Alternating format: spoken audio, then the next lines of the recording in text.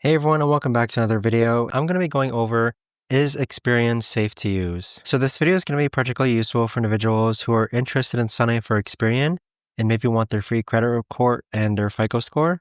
So I've been using Experian for about 5 years, and I'd say Experian is as safe as any reasonable company would be. And so what I mean by that is Experian most certainly is safe to use, but you never know when the company itself might have like a data breach.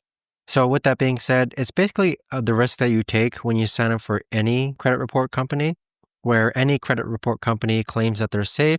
But of course, there's always a risk of them having some sort of data breach in the future. But I'd say in the past 5 years that I've been using Experian though, I've had no problems with it whatsoever. My information stayed safe.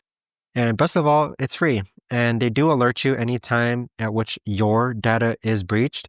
For example, just the other month, someone used my information to sign up for a Verizon phone line, and my credit score went down. So therefore, Experian reached out to me or notified me, and I was able to get that figured out. So with that being said, I'd say that Experian is pretty safe to use. Definitely try it out for yourself if you're looking to get free credit reports and FICO scores. But thanks so much for watching, and I'll see you guys all in the next video.